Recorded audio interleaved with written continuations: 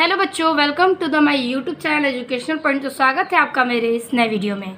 आज हम लेके आए हैं आप लोगों के लिए अभ्यास प्रश्न, जो कि डॉक्टर हजारी प्रसाद द्विवेदी द्वारा रचित अशोक के फूल के पैराग्राफ्स हैं। तो आज के सब वीडियो में देखेंगे हम क्लास 12 का गद्यांश पर आधारित प्रश्न के उत्तर। तो एक एक पैराग्राफ को हम बारीकी से समझेंगे, देखेंगे और उसके बाद हम एक एक प्रश्न के उत्तर को लिखेंगे अपनी भाषा में। ठीक है, तो कह रहा है कि निम्नलिखित गद्यांशों पर आधारित प्रश्नों के उत्तर दीजिए। ठीक है, अब पैराग्राफ पहला कह रहा है कि भारतीय साहित्य में, मतलब भारत के साहित्य में और इसलिए जीवन में भी, यानी कि भारत के साहित्य में भी और हमारे जीवन में भी, लेखक कहते हैं कि इस पुष्प का प्रवेश निर्मम दोनों ही विचित्र नाटकीय व्यापार है। यानी कि इनके कहने का तात्पर्य है कि भारत के साहित्य में और हमारे जीवन में अशोक के फूल पर का जो पुष्प है वो प्रवेश करना एक निर्मम है, निर्मम साबित होता है। ठीक है, तो कह रहा है कि निर्मम दोनों ही विचित्र नाटकीय व्यापार हैं, यानी कि विचित्र प्रकार के ये नाटकीय व्यापार है। कौन? ये पुष्प। ठीक है, ऐसे तो कोई भी कह सकता है कि कालिदास ने पूर्व भारतवर्ष में इस पुष्प का कोई नाम ही नहीं जानता है। देखिए, अशोक के फूल के पुष्प को कई लोग नहीं जानते हैं, तो ऐसा कई लोग कह सकते हैं कि कालिदास के पहले, यानी कि पूर्व भारतवर्ष में इस पुष्प का नाम कोई नहीं जानता था। परंतु कालिदास के काव्यों में यह जिस शोभा और शौकुमार का मतलब होता है सुकुमारता का भार लेकर प्रवेश करता है। ठीक है, शोभा मतलब जो चीज़ शानदार हो, जो चीज़ें शोभा बढ़ा दी जाए। तो कालिदास के काव्यों में, ठीक है, कालिदास जो हैं एक कवि हैं, तो कालिदास के काव्यों में जिस शोभा के लिए, ठीक है, शोभा प्रदान करता है और सौकुमार यानी कि सुकुमारता का भार लेकर वह उनके काव्यों में प्रवेश करता है। वह पहले कहाँ था, मतलब काव्य में जब प्रचलित हुआ तो इससे पहले अशोक का फूल कहाँ था, ये बात उठती है। उस प्रवेश में नववधू के गृह प्रवेश की भांति शोभा है। उस फूल के प्रवेश करते ही नववधू यानी कि नई बहू के गृह प्रवेश, जो गृह प्रवेश होता है उसकी भांति का शोभा है। गरिमा है, मतलब कि गरिमा मतलब सम्मानता है, पवित्रता वो पवित्र है, और सुकुमारता यानी कि सुकुमारता है। जैसे नई वो बहू में हर एक रस्म रीति रिवाज किए जाते हैं, उसी प्रकार से जब ये फूल प्रवेश किया तो नववधू के जैसे गृह प्रवेश की भांति इसकी शोभा बढ़ गई। फिर एकाएक मुसलमानी संतलत, ठीक है, फिर एक ही बार, या मतलब एकाएक यानी कि अचानक से मुसलमानी संतलत की प्रतिष्ठा के साथ ही साथ, यानी कि मुसलमानी प्रतिष्ठा जो है, जैसे कि हिंदू और मुसलमान की जो एक एक परंपरा प्रतिष्ठा होती है, तो मुसलमानी संतलत की प्रतिष्ठा के साथ ही साथ यह मनोहर पुष्प साहित्य के सिंहासन से चुपचाप उतार दिया गया। क्या कर दिया गया? यह मनोहर पुष्प साहित्य से, ठीक है, पुष्प के साहित्य से इसका सिंहासन उतार दिया जाता है। नाम तो लोग बाद में भी लेते हैं, पर उसी प्रकार जिस प्रकार बुद्ध विक्रमादित्य का, यानी कि नाम तो सब लोग बाद में भी लेते हैं जो चीज़ें प्रसिद्ध हो जाती हैं, जैसे कि विक्रमादित्य बुद्ध की तरह। ठीक है, और अशोक को जो सम्मान कालिदास से मिला, यानी कि उस पुष्प के बारे में अशोक नामक जो व्यक्ति है उसको जो सम्मान कालिदास से मिला था वह अपूर्व था। क्या था? अपूर्व था।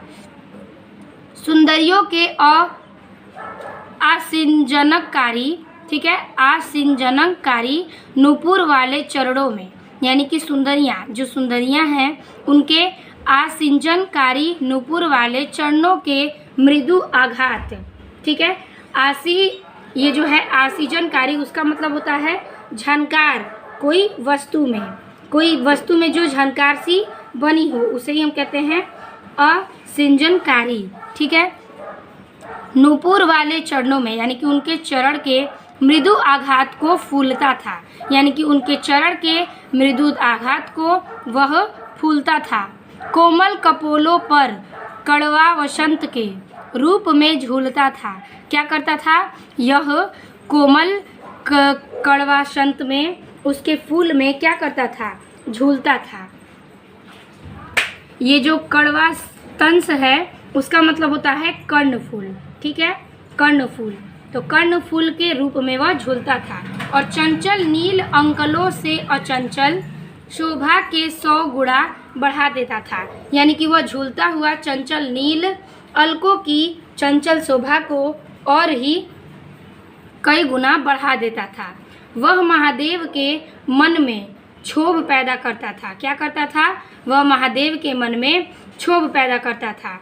मर्यादा पुरुषोत्तम के चित्त में सीता का भ्रम पैदा करता था। मर्यादा पुरुषोत्तम चित्त यानी कि बड़े पुरुष के सीता के मन में क्या करता था? भ्रम पैदा कर देता था।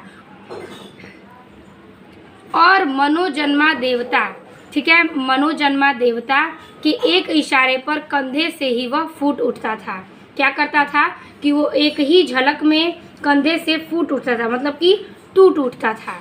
ठीक है, तो जैसे जैसे मैंने आपको इसकी कहानी बताई इस फूल के बारे में, उसी प्रकार से आपको इसके उत्तर देने हैं। पहला प्रश्न कह रहा है कि उपयुक्त गद्यांश का संदर्भ लिखिए। चलिए पहले हेडिंग कर लेते हैं, फिर लिखेंगे उपयुक्त गद्यांश का संदर्भ। तो क्लास 12 अध्याय 4 है ये, और डॉक्टर हजारी प्रसाद द्विवेदी जिन्होंने लिखा है अशोक के फूल। अभ्यास प्रश्न था, पहला हेडिंग करेंगे भारतीय साहित्य और डॉटेड उठता था। संदर्भ लिखेंगे इस प्रकार से, आपको यही संदर्भ बाकी सारे पैराग्राफ्स में लिखना है अगर पूछा जाए तो लिखेंगे कि प्रस्तुत गद्यांश हमारी पाठ्य पुस्तक हिंदी के गद्य खंड से संकलित अशोक के फूल नामक पाठ से लिया गया है, जिसके लेखक हजारी प्रसाद द्विवेदी द्वारा लिखा गया है। ठीक है, तो ये हो गया संदर्भ। दूसरा प्रश्न कह रहा है कि अशोक के फूल को किस कवि ने सम्मान दिया। तो जैसा कि आपने पैराग्राफ में पढ़ा कि अशोक के फूल को कालिदास कवि ने, तो यही हम उत्तर लिखेंगे कि अशोक के फूल को कालिदास ने सम्मान दिया। ठीक है, तीसरा प्रश्न कह रहा है कि उपयुक्त गद्यांश में किस प्रसंग का वर्णन है। उत्तर लिखेंगे उपयुक्त गद्यांश के प्रसंग में महाकवि कालिदास ने अशोक के फूल का वर्णन करके अत्यधिक सम्मान दिया और उसका वर्णन किया है। ठीक है, यहाँ तक तो आपको क्लियर है। चौथा प्रश्न कह रहा है कि अशोक पुष्प को सम्मान किससे मिला। तो ये भी वही आंसर है, कालिदास से। तो उत्तर लिखेंगे अशोक के फूल को सम्मान कालिदास से मिला। ठीक है, अगला है कि पांचवा है कि गद्यांश के रेखांकित अंश की व्याख्या कीजिए। तो रेखांकित अंश है सिर्फ आपका 1 लाइन। तो देखिए रेखांकित अंश क्या है। रेखांकित अंश है आपका यहाँ से कालिदास के काव्यों में यह जिस शोभा और सकुमार का भार लेकर प्रवेश करता है, वह पहले कहा था कि उस प्रवेश में नववधू के गृह प्रवेश की भांति शोभा है, गरिमा है, पवित्रता और सुकुमारता है। तो हमें सिर्फ यही 2 लाइन के पैराग्राफ्स के अर्थ लिखने हैं। चलिए इसका अर्थ लिख लेते हैं। हेडिंग करेंगे रेखांकित अंश की व्याख्या और लिखेंगे कि लेखक कहते हैं कि पहले अशोक का नाम कोई नहीं जानता था, परंतु कालिदास के काव्य में शोभा और सकुमार का भार लेकर प्रवेश करता है। कोई नहीं जानता था कि ये कहाँ है, और यह फूल उसी प्रकार प्रवेश हुआ जब कालिदास के काव्यों में जैसे नववधू के गृह प्रवेश की भांति शोभा हो, गरिमा है और पवित्रता है और सुकुमारता है, ठीक उसी प्रकार अशोक के फूल का वर्णन कालिदास के काव्यों में किया तो अशोक पुष्प के लिए था। ठीक है, ये हो गया। अगला प्रश्न है छठवां प्रश्न कह रहा है कि कालिदास के काव्यों में अशोक का प्रवेश किस प्रकार हुआ। तो अभी मैंने बताया, तो लिखेंगे कि कालिदास के काव्यों में अशोक के फूल का प्रवेश नववधू के समान हुआ। ठीक है। 7वां प्रश्न कह रहा है कि किस काल में अशोक को साहित्य के सिंहासन से उतार दिया गया? उत्तर लिखेंगे कि मुसलमानी काल में अशोक को साहित्य के सिंहासन से उतार दिया गया। ठीक है। अगला प्रश्न है 8वां कि अशोक का अपूर्व सम्मान किससे मिला? तो लिखेंगे उत्तर कि अशोक को अपूर्व सम्मान कालिदास से मिला। ठीक है। अगला इसमें आखिरी प्रश्न है कि 9वां कि किसके मृत्यु नहीं, इसमें मृदु होगा, ये गलत लिख दिया है। तो मृदु आघात से अशोक फूलता था। उत्तर लिखेंगे तो इसका उत्तर लिखेंगे कि सुंदरियों के आसिंजनकारी नुपुर वाले चरणों के मृदु आघात से वह फूलता था। ठीक है। तो ये हो गया आपका 9वें प्रश्न का उत्तर। तो इस प्रकार से पहले पैराग्राफ का सारे प्रश्न उत्तर समाप्त होते हैं। अब देखेंगे ख पैराग्राफ। ख पैराग्राफ कह रहा है कि रविंद्रनाथ ने इस भारतवर्ष को महामानव समुद्र कहा है। क्या कहा है? तो रविंद्रनाथ ने इस भारतवर्ष को, यानी कि हमारे भारतवर्ष को रविंद्रनाथ ने महामानव समुद्र कहा है। विचित्र देश है वह, असुर आए, आर्य आए, शक आए, हुड़ आए, नाग आए, यक्ष आए और गंधर्व आए। ठीक है। ये सब अलग अलग जाति के नाम हैं। तो ये विभिन्न देशों के अलग अलग जातियों के आर्यों के नाम हैं। न जाने कितने मानव जातियां यहाँ आई और आज के भारतवर्ष को बनाने में अपना हाथ लगाए हैं। लेखक कहते हैं कि इतने सारे जातियां हैं और न जाने और कितनी जातियां हैं जो इस भारतवर्ष में आकर बसी हैं और भारतवर्ष को आगे बढ़ाने के लिए अपने हाथ को लगाए हुए हैं, जिसे हम हिंदू रीति नीति कहते हैं। क्या कहते हैं? जिसे हम हिंदू की रीति और नीति कहते हैं। ठीक है। वे अनेक आर्य और आर्योत्तर उत्पादनों का अद्भुत मिश्रण है। यानी कि ये जो हिंदू लोगों की जो अलग सी रीति और नीति है वो अनेक आर्य के, यानी कि कई धर्म के, कई जात के आर्योत्तर, यानी कि उसके समूहों में आपादानों का अद्भुत मिश्रण है। यानी कि सब एक दूसरे से घुल मिल से गए हैं। एक एक पशु, एक एक पक्षी, न जाने कितनी स्मृतियाँ, यानी कि पशु पक्षी की न जाने कितनी स्मृतियाँ का भार लेकर हमारे सामने उपस्थित है। आपको तो पता है कि भारत में और पूरे विश्व में कितने सारे पशु पक्षी जो कि हैं अनेक प्रकार के हैं और उसकी कितनी सारी स्मृतियां हैं। तो उन सारे भार को एक साथ लेकर ये हमारे सामने उपस्थित है।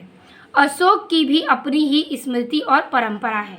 जो अशोक के फूल हैं उसकी भी अपनी ही स्मृति और उसकी परंपरा है। आज की भी है, आम की भी है। ठीक है। आम की भी है, वकुल की भी है और चंपे की भी है। मतलब कई फल फूल की भी अपनी अपनी स्मृतियाँ हैं। सब क्या हमें मालूम है? क्या अगर अशोक के फूल को हम नहीं जानते थे तो क्या इन सब की स्मृतियाँ हमें मालूम हैं? यही कवि पूछना चाहते हैं। ठीक है। तो जैसे जैसे मैंने आपको बताया कि इसमें कवि क्या कहते हैं, अब एक एक पैराग्राफ के हम उत्तर लिखेंगे। पहला कह रहा है कि उपयुक्त गद्यांश के लेखक एवं पाठ का नाम लिखिए। तो जैसा कि आपको पता है इस पाठ के लेखक हैं हजारी प्रसाद द्विवेदी और पाठ का नाम है अशोक के फूल, तो यही लिखना है। और दूसरा प्रश्न है कि भारत में कौन कौन सी जातियाँ आई। तो चलिए इन दोनों के उत्तर को एक साथ लिख लेते हैं। हेडिंग कर लेंगे ख नंबर, रविंद्रनाथ ने डॉटेड मालूम है। पहला लेखक हजारी प्रसाद द्विवेदी और अगला पाठ है अशोक के फूल। दूसरे का उत्तर था, तो उत्तर में लिखेंगे कि भारत में आर्य, शक, हुंड, नाग, यज्ञ, यक्ष और गंधर्व जातियां आई। इतनी सारी जातियां आई हैं। अब देखेंगे तीसरा प्रश्न। तीसरा प्रश्न कह रहा है कि रविंद्रनाथ ने भारतवर्ष में किसकी संज्ञा दी है। उत्तर लिखेंगे कि रविंद्रनाथ ने भारतवर्ष को महामान समुद्र की संज्ञा दी है। ठीक है, महामानव समुद्र की। चौथा प्रश्न पूछ रहा है कि प्रस्तुत गद्यांश में किस प्रसंग का वर्णन किया है। उत्तर है कि प्रस्तुत गद्यांश में अशोक के स्मृति यानी कि परंपरा के प्रसंग का वर्णन किया है। ठीक है, अब देखेंगे पांचवा प्रश्न। पांचवा प्रश्न कह रहा है कि गद्यांश के रेखांकित अंश की व्याख्या कीजिए। तो गद्यांश का रेखांकित अंश है जिसे हम हिंदू रीति कहते हैं, वे अनेक आर्य के आर्योत्तर उत्पादों का अद्भुत मिश्रण है। तो इतने का हमें व्याख्या लिखना है। चलिए हेडिंग कर लेते हैं, रेखांकित अंश की व्याख्या। तो हेडिंग हो गया इस प्रकार से, रेखांकित अंश की व्याख्या, और लिखेंगे कि लेखक कहते हैं कि भारतवर्ष में न जाने कितनी अनगिनत जातियां आईं और भारतवर्ष को बढ़ाने के लिए आ गईं। ठीक है, और जिसे हम हिंदू रीति और नीति कहते हैं, और वो अनेक प्रकार के आर्य और आर्योत्तर उत्पादनों का अद्भुत मिश्रण है, यानी कि वो एक दूसरे का उसमें सहयोग करेगा, एक दूसरे के वो साथ है, मिल गए हैं। छठवां क्वेश्चन कह रहा है कि रविंद्रनाथ ने किस महामानव समुद्र कहा है, किसे। तो उत्तर लिखेंगे कि रविंद्रनाथ ने भारतवर्ष को महामानव समुद्र कहा है। छठवां प्रश्न है कि भारतवर्ष के निर्माण में किन किन का सहयोग रहा है। उत्तर लिखेंगे कि भारतवर्ष के निर्माण में असुर, आर्य, शक, हुक, नाग, यक्ष, गंधर्व आदि का सहयोग रहा है। अगला प्रश्न है आठवां कि आर्य, शक, हुड़ कहाँ आए। उत्तर लिखेंगे कि आर्य, शक और हुड़ भारतवर्ष आए। ठीक है, तो इसी प्रकार से आपके दूसरे पैराग्राफ के भी सारे प्रश्न उत्तर मैंने हल करवा दिए। अब देखेंगे गौ पैराग्राफ। तो गौ पैराग्राफ कहना का चाहता है कि मुझे मानव जाति की दुर्दम निर्मम धारा के हजारों वर्ष का रूप साफ दिखाई दे रहा है। मनुष्य की जीवन शक्ति बड़ी निर्मम है, वह सभ्यता और संस्कृति के वृथा मोहों को रौंदती चली आ रही है। तो इसमें लेखक कहना चाहते हैं कि मुझे मानव जाति की दुर्दम और निर्मम, यानी कि मुझे, यानी कि लेखक को मानव की जाति में दुर्दम और निर्मम धारा के हजारों वर्ष का रूप साफ साफ दिखाई दे रहा है। यानी कि हानि और लाभ दोनों के ही रूप हजारों वर्ष से जिस रूप में है वो लेखक को दिखाई दे रहे हैं। मनुष्य की जीवन शक्ति, ठीक है, मनुष्य का जो जीवन की शक्ति है वो बड़ी निर्मम है। ठीक है, वह सभ्यता और संस्कृति के वृथा मोहों को रौंदती चली आ रही है। कहने का तात्पर्य है कि वह सभ्यता, यानी कि सभ्यता और संस्कृति, यानी कि एक मर्यादा की सभ्यता को, सौंदर्यता और संस्कृति की जो वृथा के मोह है, मोह माया का जो जीवन है उसको रौंदती चली आ रही है, मतलब उसको दिन पर दिन आगे छोड़कर बढ़ती जा रही है। न जाने कितने धर्माचार्यों, विश्वासों, उत्साहों और व्रतों को धोती बहाती है और जीवन धारा आगे बढ़ी है। यानी कि न जाने कितने धर्म के, यानी कि धर्मचार और विश्वासों के उत्साह में और व्रतों के धोती बहती, ठीक है, और जो व्रतों का धोता हुआ बहता जीवन धारा है वो आगे की तरफ बढ़ता जा रहा है। संघर्षों से मनुष्य ने नई शक्ति पाई। संघर्ष करते करते मनुष्य ने एक नई शक्ति को प्रदान किया। हमारे सामने समाज का यह जो रूप है, यानी कि हमारे सामने जो समाज खड़ी हो जाती है उसका जो रूप है वह न जाने कितने ग्रहण और त्याग का रूप है।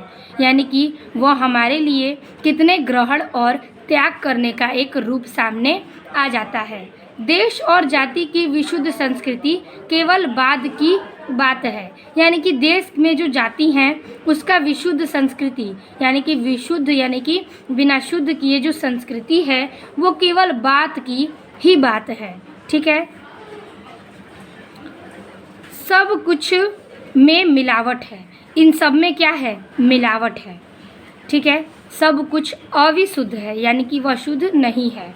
शुद्ध है तो केवल मनुष्य की दुर्मम जीविका, यानी कि जीने की इच्छा। जब शुद्ध है तो सिर्फ मनुष्य के जीने की इच्छा ही शुद्ध है। वह गंगा की अबांधित अनाहत धारा के समान सब कुछ को हजम करने के बाद ही पवित्र है। यानी कि गंगा जो है कई चीज़ों को ग्रहण करने के बाद अबांधित और अनाहत धारा के समान, तो इसके कहने का तात्पर्य है कि सब कुछ को ग्रहण करने के समान भी, वो हजम करने के बाद भी गंगा जो है वो पवित्र है। ठीक है, तो अब देखिए पहला प्रश्न कह रहा है कि प्रस्तुत गद्यांश का संदर्भ लिखिए। मैंने संदर्भ आपको पहले ही क्वेश्चन में बता दिया, तो आप उसे ही लिखेंगे। दूसरा है कि मनुष्य की जीवन शक्ति कैसी है, तो इसका उत्तर लिखेंगे। हेडिंग कर लेंगे मुझे मानव जाति और डॉटेड भी पवित्र है। तो हेडिंग कर लेंगे मुझे मानव जाति डॉटेड भी पवित्र है। संदर्भ प्रस्तुत गद्यांश हम आचार्य हजारी प्रसाद द्विवेदी द्वारा लिखित अशोक के फूल नामक निबंध से उद्गृत है। ठीक है, ये भी आप संदर्भ में लिख सकते हैं। दूसरा का उत्तर होगा कि मनुष्य की जीवन शक्ति अत्यंत निर्मम है। ठीक है, अब देखेंगे हम तीसरा प्रश्न। तीसरा प्रश्न कह रहा है कि हमारे सामने आज समाज का स्वरूप कैसा है। उत्तर लिखेंगे कि हमारे सामने आज के समाज का स्वरूप विभिन्न सभ्यता एवं संस्कृतियों के ग्रहण और त्याग का रूप है। चौथा प्रश्न है कि लेखक ने मनुष्य की जीविका को किस रूप में प्रस्तुत किया है। उत्तर लिखेंगे कि लेखक ने मनुष्य की जीविका को शुद्धता एवं पवित्रता के रूप में प्रस्तुत किया है। अगला प्रश्न है, पांचवा प्रश्न है कि रेखांकित अंश की व्याख्या कीजिए।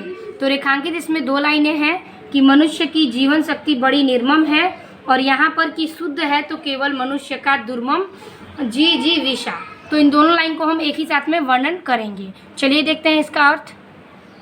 हेडिंग कर लेंगे रेखांकित अंश की व्याख्या और लिखेंगे कि लेखक कहते हैं कि व्यक्ति सदैव अपने प्राणों की रक्षा के लिए प्रयत्नशील रहता है।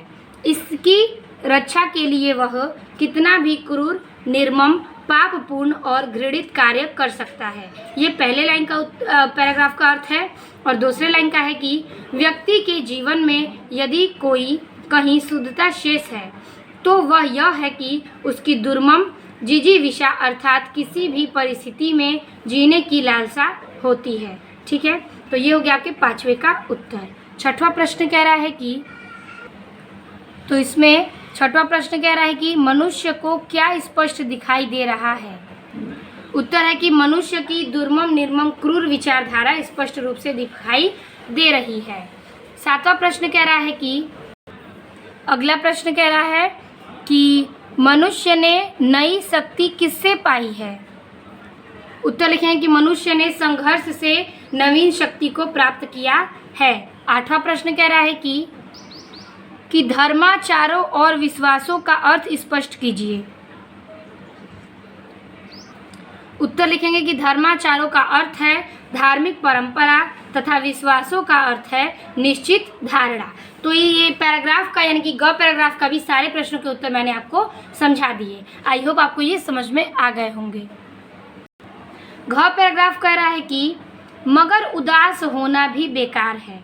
अशोक आज भी उसी मौज में है जिसमें आज से 2000 वर्ष पहले था। यानी कि उदास होना, लेखक कहते हैं कि उदास होना अच्छा नहीं है, वो क्या है, बेकार है। जैसे कि अशोक का फूल जो है वो आज भी मौज में है जिससे आज 2000 पहले था। जैसे कि वह आज से 2000 पहले खुश था, उसी प्रकार से आज भी खुश और मौज में है। इसलिए उदास होना जो कि है बेकार है। ठीक है, कहीं भी तो कुछ नहीं बिगड़ा है। ठीक है, अगर आप दुखी हैं, उदास हैं, तो आप सोचिए कि कहीं तो कुछ नहीं बिगड़ा है, कुछ भी तो नहीं बदला है। ठीक है, आपके जीवन में कुछ भी तो नहीं बदला है, बदली है तो मनुष्य की मनोवृत्ति। क्या बदली है? कि मनुष्य की मनोवृत्ति, यानी कि मन की अवहेलना। यदि बदले बिना वह आगे बढ़ सकती तो, ठीक है, वो बदले बिना आगे बढ़ जाती तो शायद यह भी नहीं बदलती। क्या करती? अगर यह बदले बिना आगे बढ़ जाती तो शायद वह भी नहीं बदलती। ठीक है, अपना रूप धारण वही करती, वो भी नहीं बदलती। और यदि वह न बदलती और व्यावसायिक संघर्ष आरंभ हो जाता तो मशीन का अर्थ घर घर न चल पड़ता। ठीक है, घर घर। ठीक है, तो यहाँ पे देखिए कह रहा है कि यदि वह बदल जाती तो व्यावसायिक, यानी कि व्यवसाय का जो संघर्ष है वो आरंभ हो जाता और मशीन का जो रथ है वो घर घर चल पड़ता। ठीक है, और देखिए यहाँ पे विज्ञान का सावेग धारण चल निकलता। क्या करता? विज्ञान का जो सावेग है वो धावन चल निकलता तो बड़ा बुरा होता। क्या होता? बड़ा ही बुरा होता। हम पिस जाते। क्या करते? इन सब चीज़ों में हम पिस जाते। और अच्छा ही हुआ कि वह बदल गई। कौन बदल गई? मनुष्य की मनोवृत्ति। कि अच्छा हुआ कि वह बदल गई, पूरी कहाँ बदली है। लेखक कहते हैं कि अच्छा हुआ कि बदल गई, लेकिन पूरी कहाँ बदली है, पर बदल तो रही है। क्या कर रही है? पर धीरे धीरे तो बदल रही है। ये लेखक के मन में विचार आते रह रहे हैं। अशोक का फूल तो उसी मस्ती में हंस रहा है। क्या कर रहा है? अशोक का फूल उसी मस्ती में हंस रहा है, खिलखिला रहा है और उछल रहा है। पुराने चित्र को इसको देखने वाला उदास होता है और उसे वह अपने को पंडित समझता है। पुराना जो चित्त है वो अपने को देखकर उदास होता है और उसे पंडित समझता है। पंडिताई भी एक बोझ है। क्या है? पंडिताई भी एक बोझ है। जितनी भी भरी होती है उतना ही तेजी से वो डुबोती है। मतलब वो जितनी ही भरी रहेगी तो आप कुछ उसमें डुबाएंगी तो वो उतनी ही जल्दी डूब जाएगी।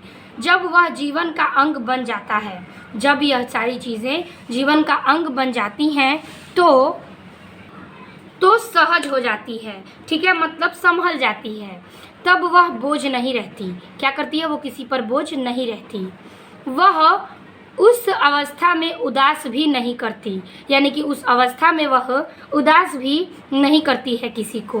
कहाँ अशोक का कुछ भी तो नहीं बिगड़ा है। क्या किया है? अशोक के फूल का तो कुछ भी नहीं बिगड़ा है। कितनी मस्ती में झूम रहा है। कालिदास इसका रस ले सकते हैं और अपने ढंग से मैं भी ले सकता हूँ अपने ढंग से। उदास होना बेकार है, यानी कि अशोक का फूल अभी भी मौज में है, अगर मस्ती में है और कालिदास इस रस को अपने ढंग से लेते हैं तो मैं भी इसे अपने ढंग से ले सकता हूँ। उदास होना तो जीवन में बेकार है।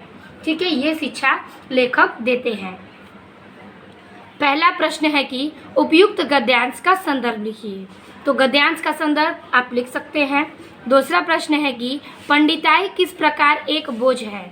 तो हेडिंग कर लेंगे और लिखेंगे इसका उत्तर की घ का पैराग्राफ है मगर उदास है डॉटेड बेकार होता है। संदर्भ पूर्ववत रहेगा। और दूसरे का उत्तर है कि विद्वता से अहंकार उत्पन्न होता है और अहंकार मनुष्य के लिए बोझ बन जाता है, अतः पंडिताई अहंकार रूप से एक बोझ है। ठीक है, तीसरा प्रश्न कह रहा है कि प्रस्तुत गद्यांश में किसकी विवेचना की गई है। उत्तर है कि प्रस्तुत गद्यांश में मनुष्य की बदलती मनोवृत्ति की परिणाम की विवेचना की गई है। ठीक है, चौथा प्रश्न देखते हैं। चौथा प्रश्न कह रहा है कि प्रस्तुत गद्यांश में लेखक किसकी मनोवृत्ति बदलने की बात कर रहे हैं।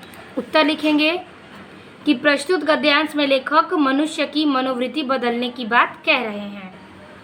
चौथा प्रश्न है पांचवा की गद्यांश के रेखांकित अंश की व्याख्या कीजिए। तो रेखांकित अंश है आपका यहाँ से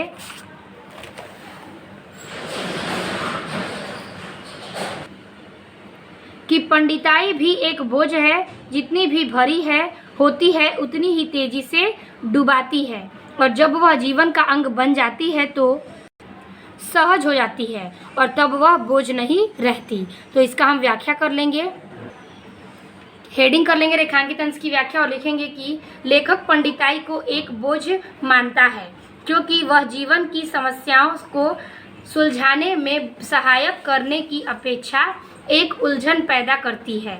पांडित्य की गंभीरता को ओढ़कर मनुष्य जल्दी ही डूबता है। जब तक यह पांडित्य व्यक्तिगत पर बोझ स्वरूप होता रहता है तभी तक उलझन है, किंतु जब व्यक्तित्व से घुल मिलकर उसका एक भाग बन जाता है तो वह बन जाता है। ठीक है, अगला प्रश्न है 6 नंबर की लेखक के अनुसार किसमें परिवर्तन हुआ है। उत्तर है कि लेखक के अनुसार मनुष्य की मनोवृत्ति में परिवर्तन हुआ है।